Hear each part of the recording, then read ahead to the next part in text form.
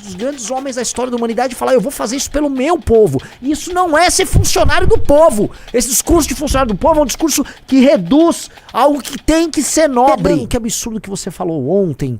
Um político é meu funcionário. Até algumas pessoas acharam errado e falou assim, mandaram mensagem, mandaram um pimba pro Arthur hoje falando, o Renan tá falando besteira, o Renan falou que eu não pago o salário do político. Veja só, a coletividade, isso lhe inclui, paga o salário dos políticos. Isso não significa que eles sejam seu funcionário. Eu já falei, o político não é seu funcionário.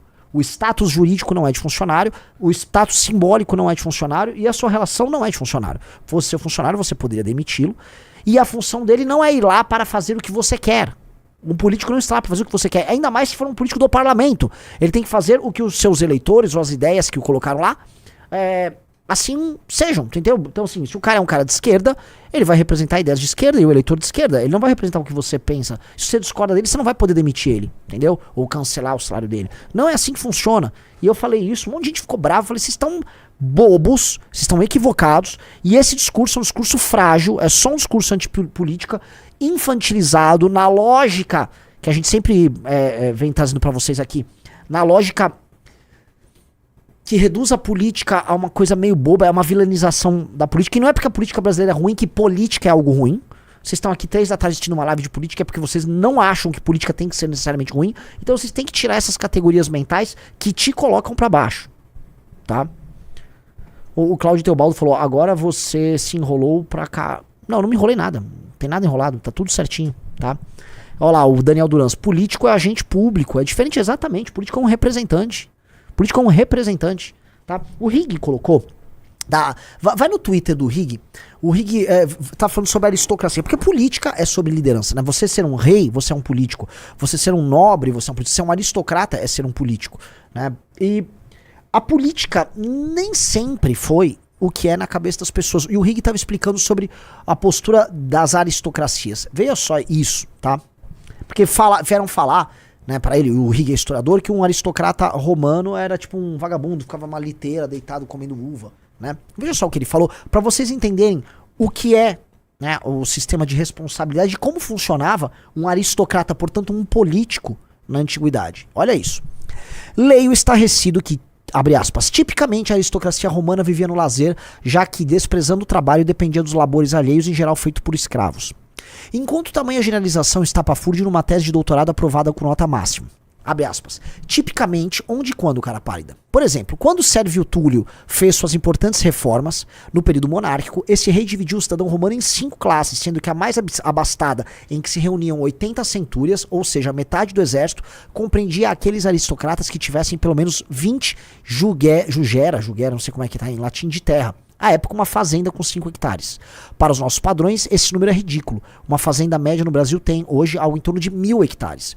Esse aristocrata romano, garanto a vocês que típico no século 6 a.C., era um agricultor que cultivava e administrava arduamente seus 5, 6, 7 ou 8 hectares de terra e que, em tempos de guerra, juntava essas legiões, pagando pela aquisição e manutenção do seu próprio equipamento e, assim foi até as reformas militares de Mário em 107 a.C., próximo à última fase da República.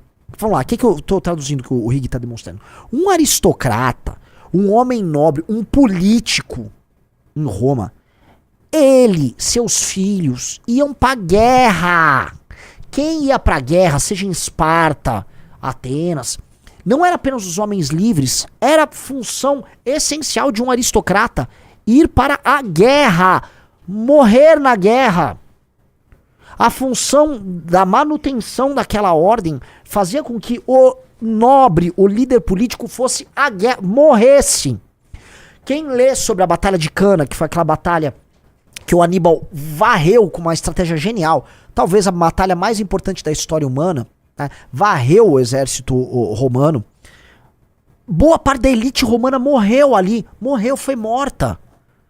Aristocratas, famílias nobres, vocês imaginam, vocês imaginam um político brasileiro se colocando nessa situação de risco? Ou digite 2, você não imagina. Você não imagina, porque naturalmente a nossa elite ela é predatória. A elite que fazia política, ela era de outra natureza na antiguidade. Eu não tô falando que ela era boazinha, que ela era bacana com os seus cidadãos livres. Não, eu tô falando que ela tinha skin in the game. Que ela vivia acreditava naquilo e se colocava em risco por aquilo. Entendeu? Coloquem isso na cabeça de vocês. Vamos lá.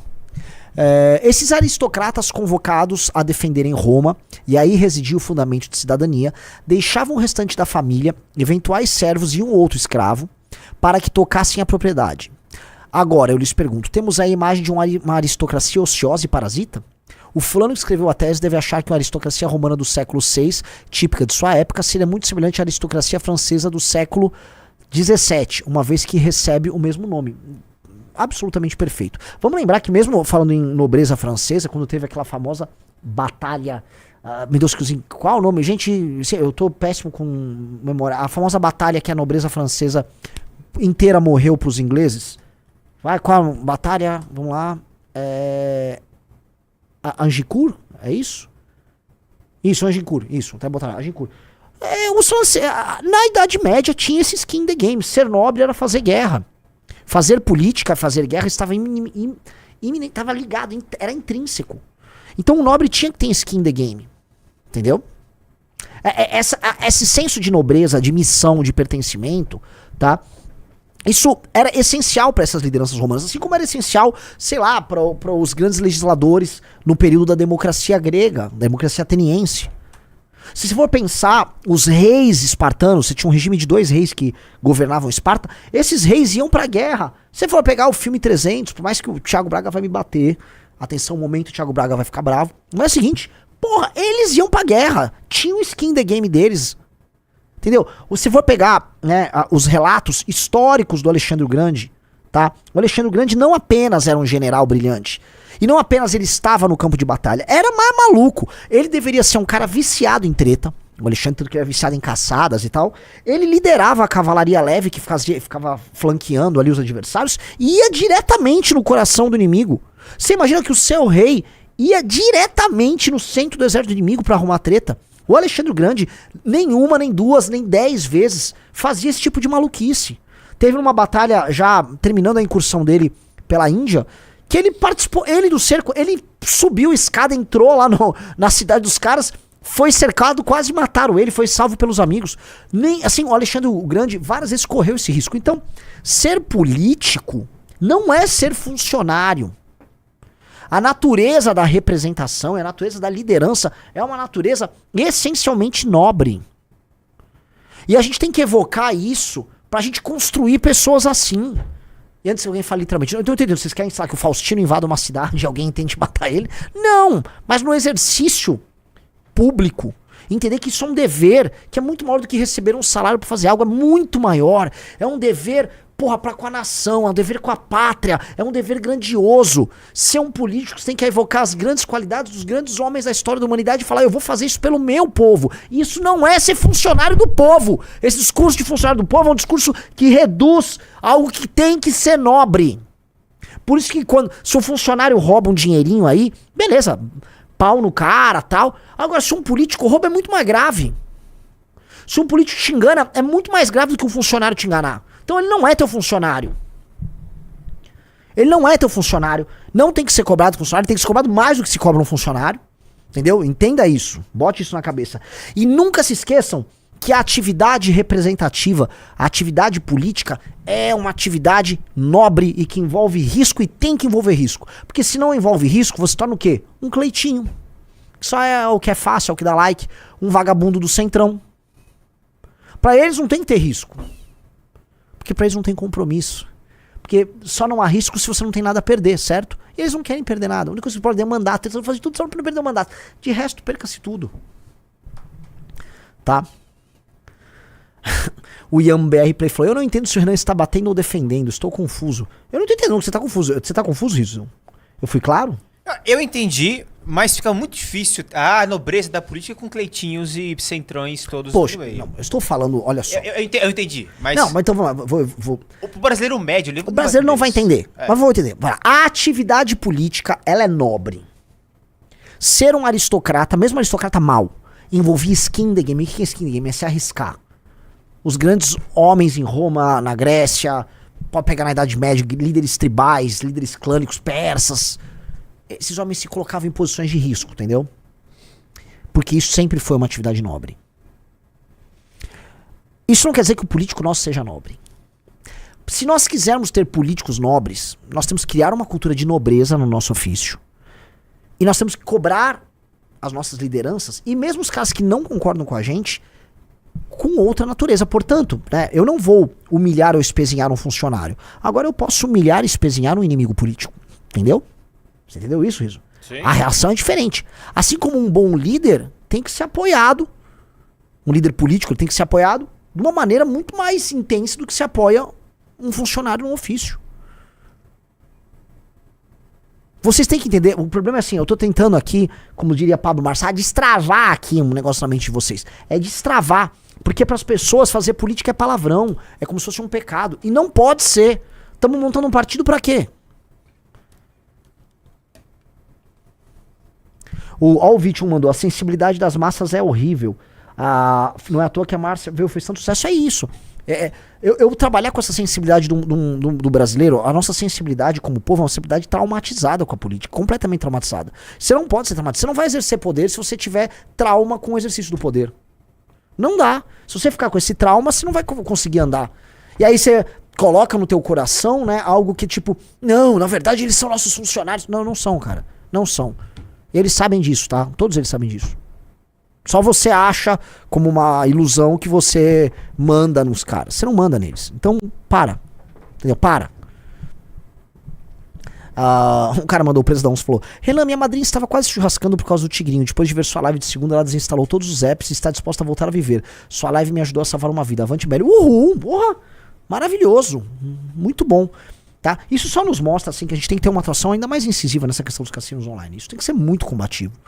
Tá, eu vi que o Arthur teve um pimba, né, que mandaram pra ele lá na live dele, uma pessoa falando, o MBL tá muito autoritário, o Renan tá falando em prender a Virgínia e vários influencers, porque eu falei no Twitter, eu gostaria de ver, se você votar na missão, você vai ver vendedor dessas coisas preso. Aí um cara, mas você vai prender tipificado o quê? Ô cara pálida, o que eu tô querendo dizer é, esse tipo de gente que vende esse tipo de conteúdo que engana as pessoas, caso a gente chegue ao poder, a gente vai passar a legislação muito dura, e se o sujeito ficar vendendo esse tipo de golpe, ele vai ser penalizado e pode inclusive ser preso. E eu acho que essas pessoas são tão cara de pau que mesmo com uma lei proibindo, eles podem lá tentar o subterfúgio. E espero que caso façam isso, sejam presos. Capite? Cuidado aí, assim, né, para um, né, tem uma compreensão um pouco maior da realidade, né. O original Carazo disse, Renan, quando esse skin the game desapareceu do jogo político, quando a paz foi estabelecida para o skin the game não ser mais necessário, em qual século, qual país? Olha, grandiosa pergunta, grandiosa pergunta, eu não sei até que ponto, até que momento as elites elas perderam o seu compromisso, porque você vai pegar o Império Inglês, né, boa parte dos, sei lá, vamos pegar os conflitos na Primeira Guerra Mundial. Boa parte dos pilotos de avião na Primeira Guerra Mundial eram nobres. Generais eram nobres, né? Você vai pegar o Winston Churchill, ele era de família nobre. Muitos dos nobres ingleses eram enviados para as colônias, eram administradores coloniais, generais também. Ou seja, esse senso de pertencimento entre uma elite aristocrático, por si só, e esse compromisso com o povo, ele continua existindo até o começo do século XX em muitos lugares. Em outros ele já foi sendo abandonado há muito tempo. Eu não sei se é a formação das burocracias, eu não sei se, tá? A gente pode colocar aqui, em nações, tá, multiétnicas, em que há o domínio de uma determinada elite sobre outros povos, se você vai ter um compromisso real dessa elite com esse povo. Porque a gente pode pegar, inclusive na antiguidade, né? Você tinha regimes que eram o seguinte, um tipo de nação militar muito pequena, uma aristocracia guerreira, se impunha sobre uma população maior. Foi provavelmente o que os invasores arianos fizeram na Índia, né? Uma aristocracia pequena se impõe sobre uma população pré-existente. Foi provavelmente o que os hititas fizeram, né? Também com as suas invasões indo-europeias ali, né? Ali na Anatólia. Os Mitanni fizeram. Então você tinha uma aristocracia guerreira que não tem um compromisso com aquela população, tem um compromisso com ela, e ela estabelece uma relação com aquele povo, uma relação dominada, alista os caras em exército e tal, mas eles se mantêm como uma elite específica. Isso, se for olhar, se vocês pensarem direitinho, a dominação visigótica que houve na Espanha, né, Portugal e Espanha, pós-Império Romano, você tinha uma elite, galera, alemã, né, entre aspas, uma elite germânica que se estabeleceu em Portugal e na Espanha e administrou lá por muito tempo, uma população celtíbera, mesclada com romanos e tal. Então você tinha isso em Portugal e na Espanha. E não era boa relação. A nobreza ali visigótica não era muito bem quista pela população. Depois eles foram substituídos por quem? Por uma nobreza árabe, de uma invasão árabe barra berbere, né, muçulmana, que se estabelece como uma elite ali na Espanha. Então, se vocês olharem com carinho, esse tipo de coisa já acontecia. E a relação era uma relação assim, esta elite se mantendo como dona, ela, daquele território, mas sem vínculos muito fortes com aquele povo. É diferente dos romanos. O aristocrata romano tinha um compromisso com o homem romano. O aristocrata grego tinha um compromisso com o homem livre da polis grega. São coisas diferentes, tá? Então, se eu puder fazer esse... Eu não tenho uma resposta pra dar, porque eu não sou historiador, mas eu posso jogar essas pistas aqui, tá? No Brasil, já tivemos uma nobreza com skin in the game? E se já tivemos ela, quando ela acabou? Ou ainda existe, no caso? Eu acho que, assim, não vou puxar sardinha pros bandeirantes, mas o que esses caras fizeram foi muito skin in the game, né? Os caras expandiram nosso território a caralha, né? Ah, mas eles escravizavam. Sim, eles escravizavam. Eles eram homens do tempo deles, eles escravizavam sim, tá? Todo mundo escravizava. Não todo mundo, uma boa parte do mundo tinha escravos naquela época. O mundo árabe tinha escravo, a África vendia escravo pra caramba, tinha escravos na África. Talvez tinha uma relação ali entre os astecas, algo similar. E os portugueses foram e fizeram um processo de expansão ali. Os bandeirantes, que já eram, né, não eram mais portugueses, eles se tornaram brasileiros, né? Eram homens portugueses com índios, se mesclaram, criaram esses caboclos que foram entrando nos sertões. Aquilo tinha skin in the game e brigavam muito com o espanhol, e tinha briga com o castelhano. O sul do Brasil tinha briga a dar com pau, por isso que os gaúchos são briguentos. Briga a dar com pau com os castelhanos lá, era briga direto, então tem muito skin in the game com os caras. Teve papel nobre de muitos homens, tá? Na guerra contra contra os holandeses, tá? Teve liderança negra, liderança indígena, liderança portuguesa, aquele exército, talvez aquela tropa que talvez tenha sido a gênese do exército brasileiro que enfrentou os caras, tem um espírito aristocrático e nacional fudido. Então você tem alguns exemplos aí que dá pra gente colocar, tá? E eu já citei aqui exemplos de regiões diferentes do Brasil. O último grande skin outra coisa, posso te falar? O pessoal de Minas Gerais, do Tiradentes, da Inconfidência Mineira, eles eram aristocratas mesmo, eram homens inteligentes, tinham uma visão diferente de Brasil que eles queriam trazer. Em 32 teve skin in the game? Pra caralho. 32 não, assim, 32 o que você tinha, até eu falei ontem na live, tá? Ontem a gente falou sobre 32, entrou discussão sobre Vargas e tal. São Paulo, o povo de São Paulo teve muito skin in the game. O povo foi pra guerra, os estudantes foram pra guerra, todo mundo comprou uma guerra ali. Foi um negócio muito, muito poderoso da classe média paulistana, mais do que paulista. Porque, lógico, foi só o estado de São Paulo inteiro, mas a elite que se formava ali, essa elite cosmopolita moderna em São Paulo, ela participou diretamente do processo. As pessoas doaram dinheiro, doaram tudo. Faz um tempinho já, Renan, acho que uns 10 anos, uns moleques pegaram e foram a pé até Brasília. Isso foi um skin in the game? Pra caralho. O que o MBL tenta fazer o tempo todo é mostrar skin in the game.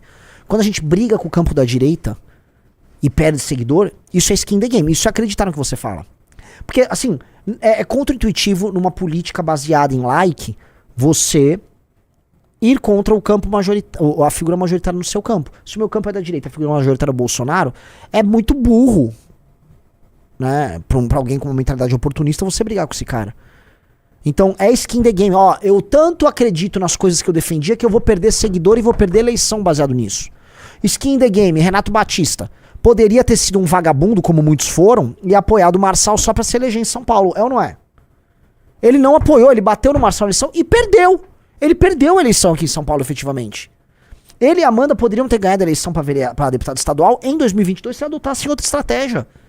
Ficaram por pouco como deputado estadual. Se cada um tivesse 10 a 15 mil votos a mais, teriam ambos se tornariam deputados estaduais. Então, hoje uma das coisas que denota skin in the game é a sua capacidade de perder seguidores, eleitores, views e votos por aquilo que você acredita. Curtiu o vídeo? Quer ver mais análises como essa? Então, corre lá no canal MB Live TV e não perca nenhuma das lives, de segunda a sexta. E para ficar por dentro de mais cortes excelentes, inscreva-se no Treta no Congresso.